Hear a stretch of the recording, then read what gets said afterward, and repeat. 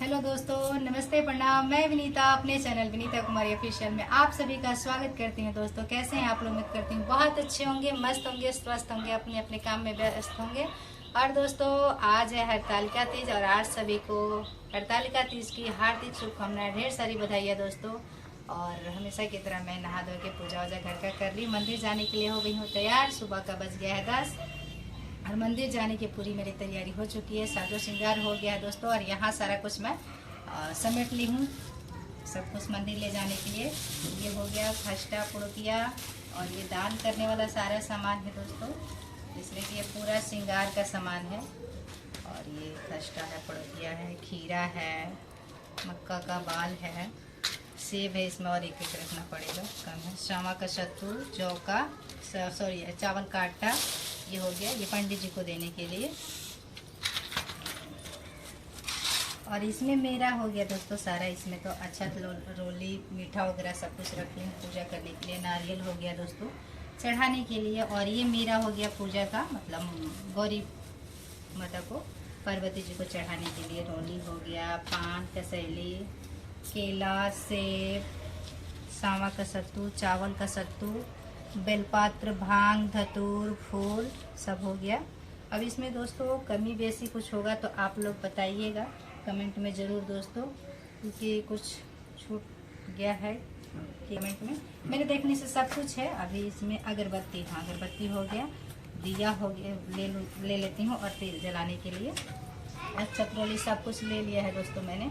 तो आप लोग कमेंट में ज़रूर बताइएगा दोस्तों। और हमारी वीडियो अच्छी लगी तो लाइक शेयर सब्सक्राइब कीजिएगा। और हमारे यहाँ तो दोस्तों सभी लोग बोल रहे हैं कि 8 बजे तक ही तीज है, कोई बोल रहा है 12 बजे तक है, तो मैं लेट हो गई हूँ। आप लोग कब जा रहे हैं मंदिर, कब पूजा करने जा रहे हैं? हम तो अभी निकल रहे हैं मंदिर के लिए। हमारा सब कुछ हो गया तैयार, इधर भी है सब कुछ। थोड़ा मंदिर भी दिखा दीजिए।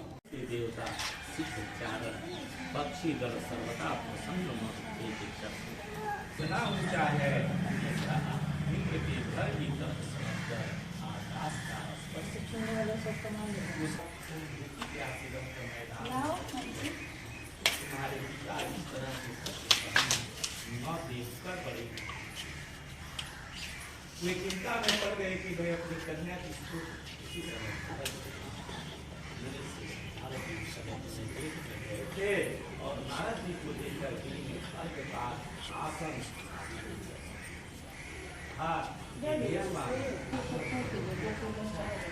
नारद जी ने कहा, ये पर्वतराज सुनो, मैं भगवान विष्णु का सुनो।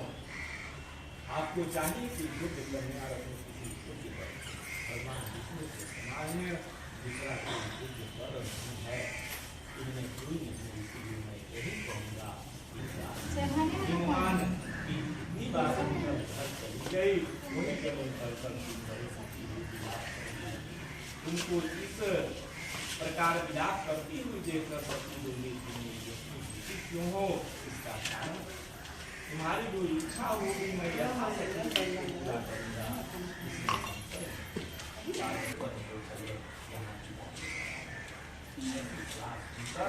तुम कैसे बदले जा पहुंची, दूसरों द्वारा खबर देने लगे, कौन देगा?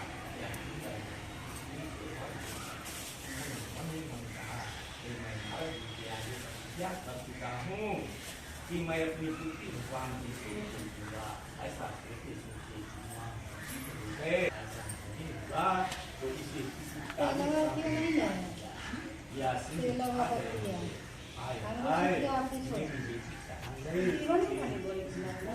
छूट गया हमारा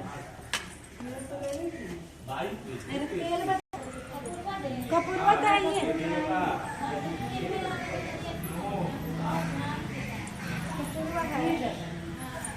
इसीलिए तुम्हारे आश्रम को पहुंचने की पड़े थोड़ी दूर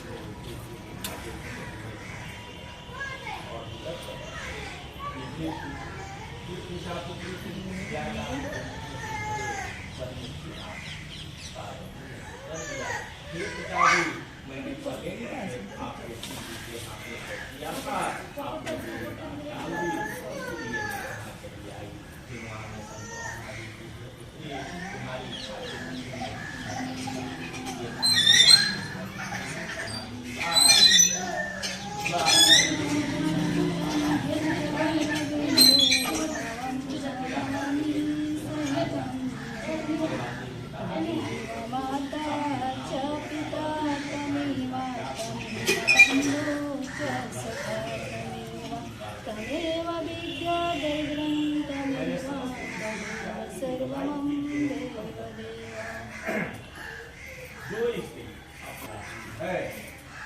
वह यत्न पूर्वक केले के खंभे की बात कर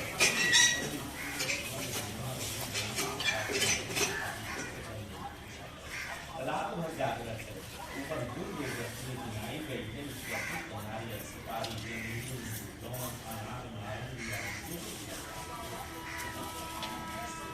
में दो फल फूल मिल सके विशेष रूप से इसके बाद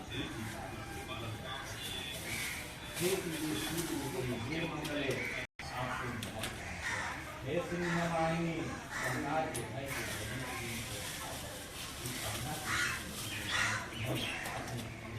है हे पार्वती तुम उस पर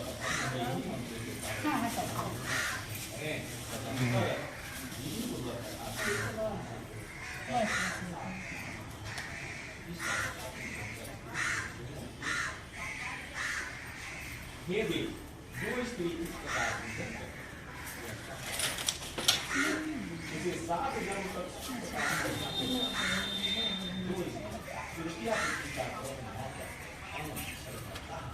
करती है वह 7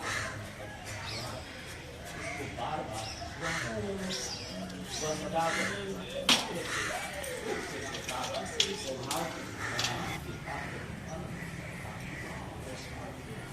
जो स्थिति है वह मेरे समान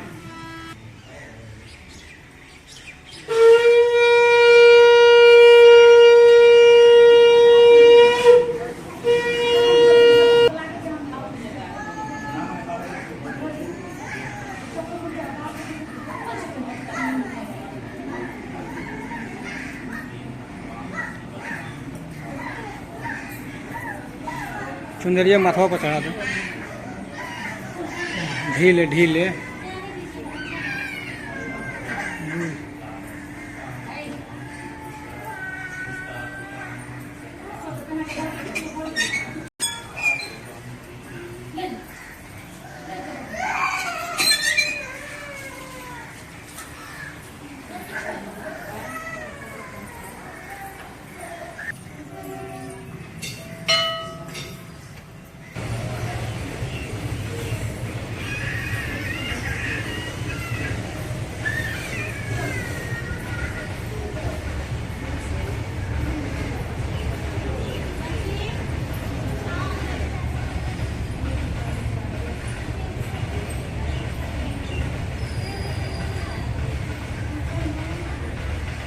सौभाग्य रक्षार्थ तीज व्रत तथा स्वर्णकृत हेतवर्थक मनोभिलाषित कार्य हेतवर्थक अहम संकल्प कार्य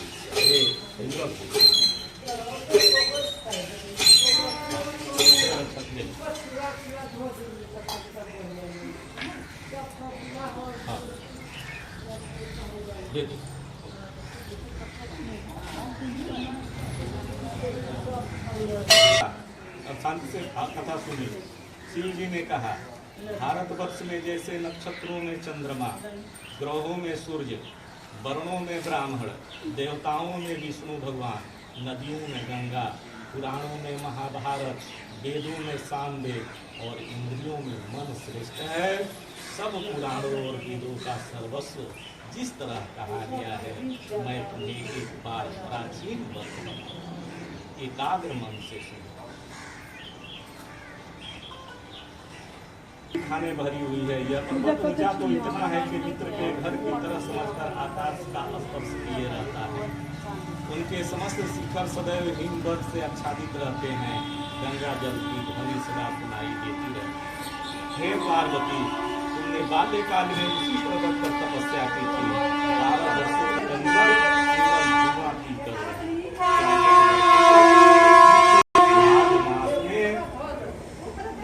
जल में बैठी रहती और बैसाख के दरिया में श्रावण महीने में जल बरसता तो तुम भूखी प्यासी रहकर मैदान में बैठी रहती। तुम्हारे पिता इस तरह के चिंता में पड़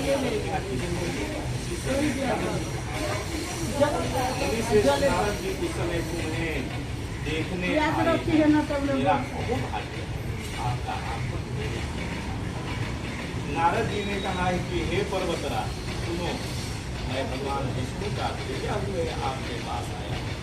आपको चाहिए कि यह योग्य कन्या रत्न इस योग्य वर हो जाए। भगवान विष्णु के समान योग्य वर ब्रह्मा इंद्र और इसीलिए मैं यही कहूँगा कि आप अपनी कन्या भगवान विष्णु को ही दें। हिमवान ने कहा भगवान विष्णु स्वयं मेरी कन्या ले रहे हैं, आप यह संदेश लेकर आए हैं तो मैं अपनी कन्या पहुँचे।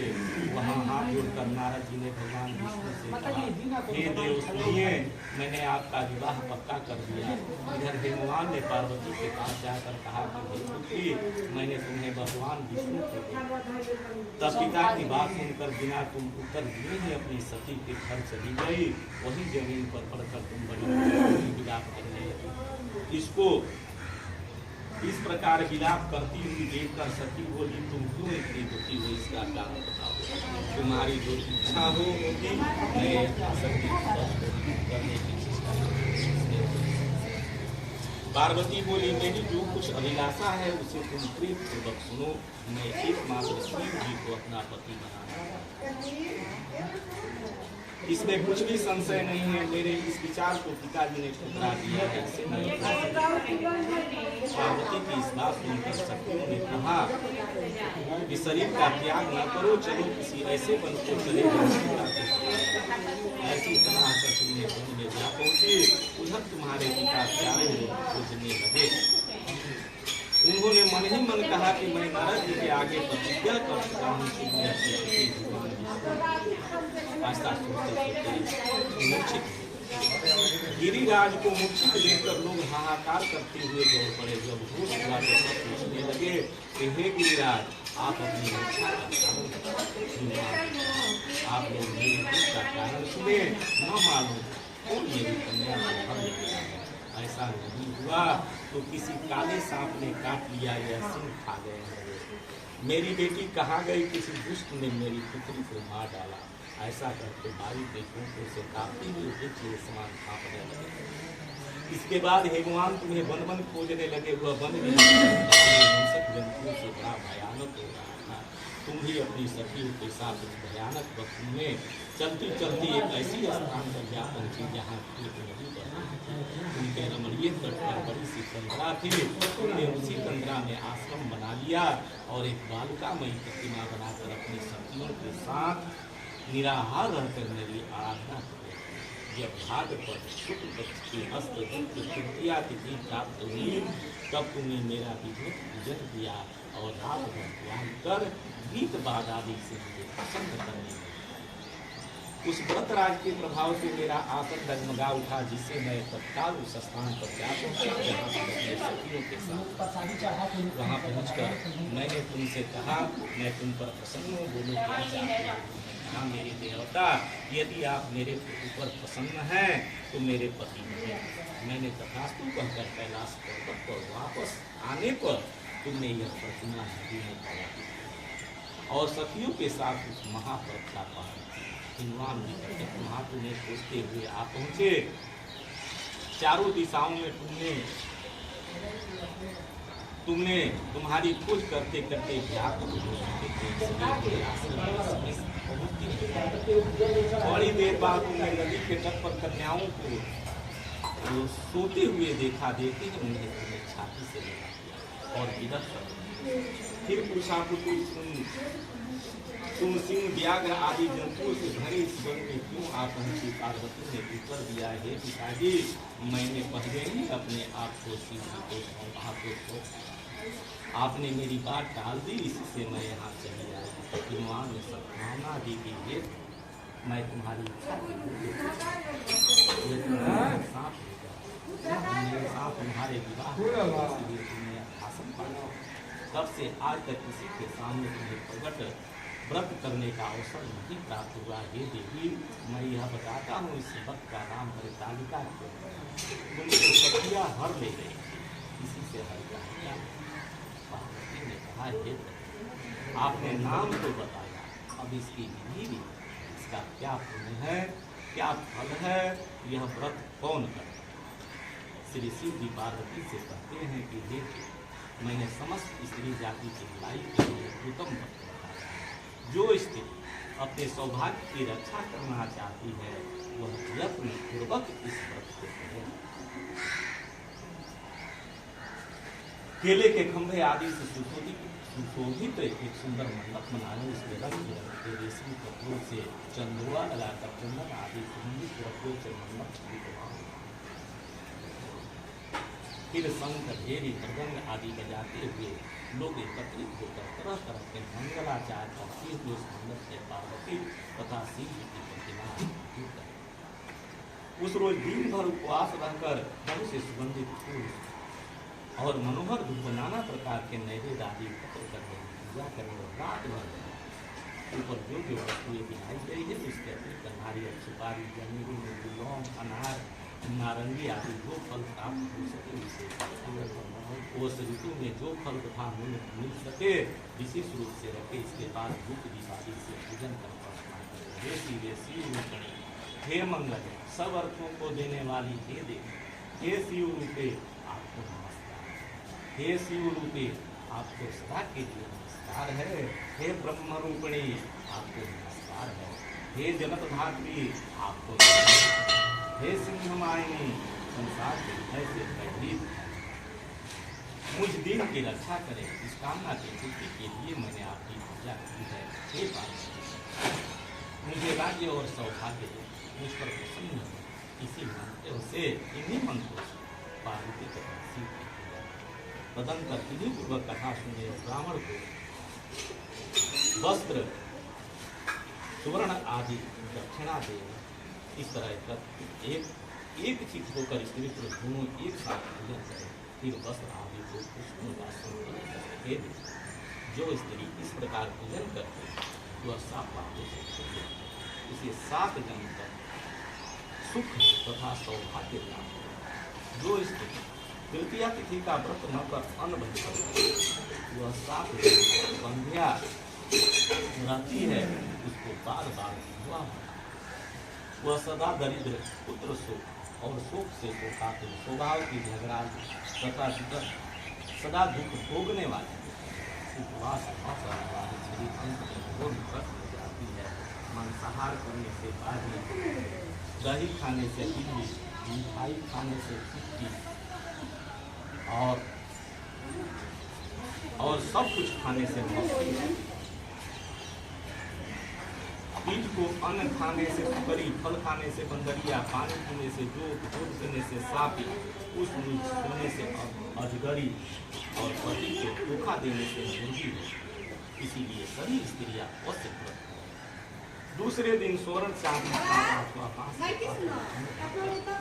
अन्न भरकर तुम्हारे उछला समान हो जाता है। इस प्रकार सांसारिक रोटी कर जाती है। इस साल का भक्ति कथा मात्र सुन लेने से खाने से 1000 वेद और सैकड़ों वाजपेय यज्ञ करने का फल प्राप्त होता है। मैंने यह व्रतों में उत्तम बताया, जिसे करने से काम सब पापों से छूट जाता है, इसमें संशय नहीं है।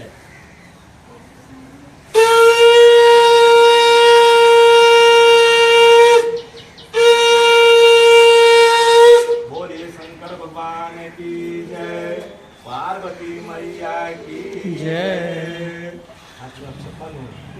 जय भगवान को चढ़ा के बोला कोई कथा होता जाओ जा कोई कथा होता जाता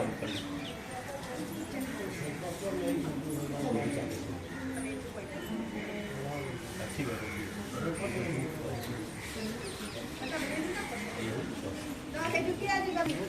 है।